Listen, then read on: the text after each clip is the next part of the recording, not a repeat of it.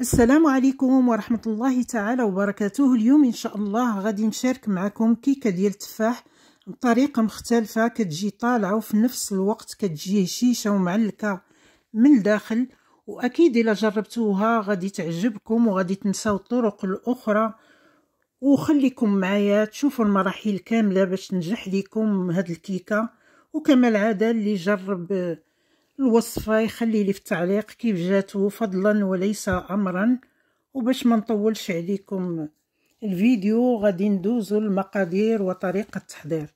كنحتاجو 4 الحبات ديال التفاح، 3 البيضات اللي يكونوا بدرجة حرارة المطبخ، كأس ديال السكر 110 غرام حتى ل 120 غرام على حسب السكر، كيبقى على حسب الذوق.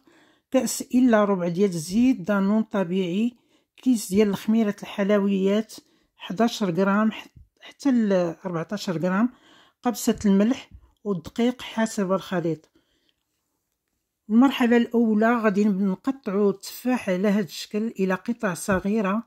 غادي ناخدو النص ديالو، غادي نعملوه في واحد المقلاة، غادي نضيفو عليه شوية ديال السكر ديال فاني،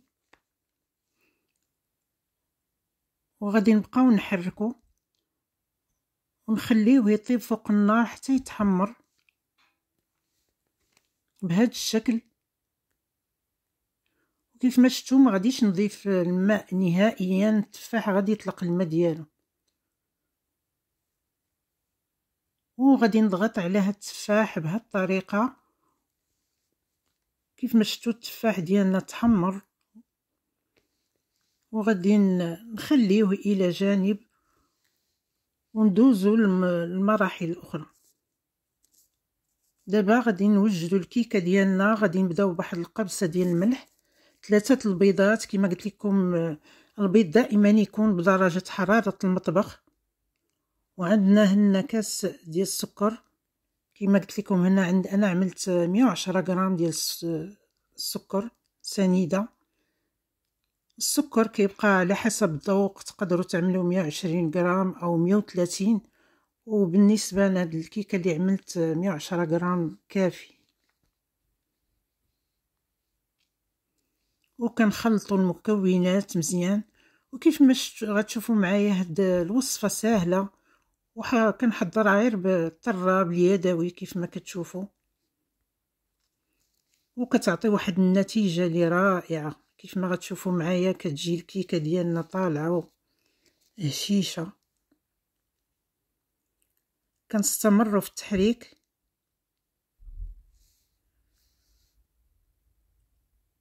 غادي نضيفوا الزيت، كأس إلا ربع زيت النباتيه، كنضيفوها تدريجيا مع الاستمرار في التحريك.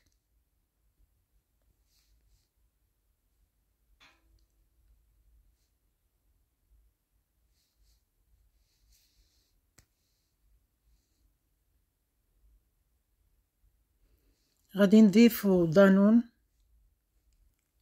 عندي هنا دانون طبيعي مسوس، تقدروا تاخذوا دانون اللي منسم بالفاني. وغادي نستمروا في التحريك.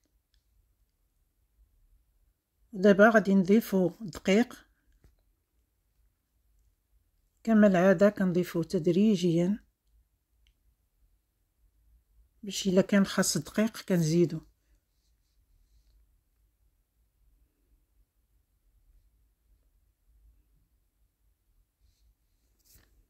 وما خاصش العجينه تكون خفيفه باش ما تهبطش لكم ملي تخرجوها من الفرن. وغادي نضيفوا كيس ديال الخميره الحلويات، انا عملت هنايا 11 غرام، تقدروا تعملوا حتى ل 14 غرام.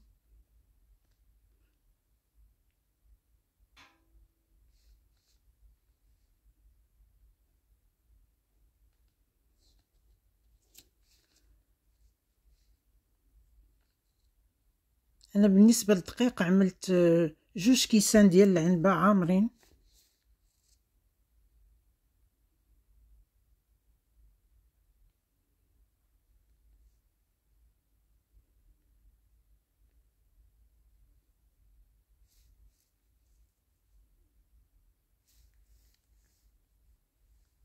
والقوام ديال العجين ديالنا خاصو يكون بهذا الشكل.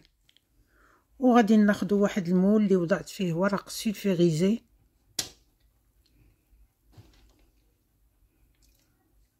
وغادي نضيف الخليط اللي وجدنا ديال الكيكه.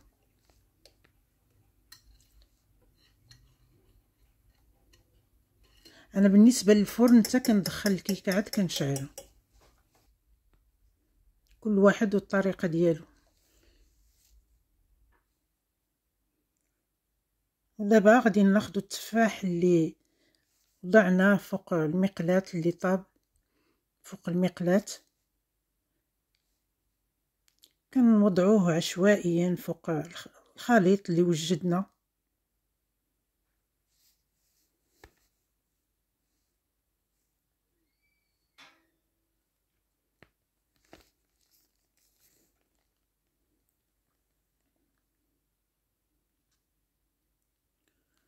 وكنوضعوا فوق منها تفاح اللي جوج تفاحات اللي بقاو لينا كنوضعوهم، كنقطعوهم بهذا الشكل.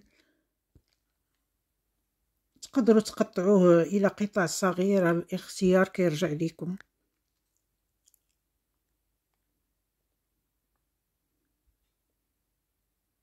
وصدقوني هاد الكيكه الا جربتوها غادي تجربوها وتعاودوا تجربوها مرات عديده، كتجي رائعه، كتجي خفيفه وهشيشه ومعلكه من الداخل.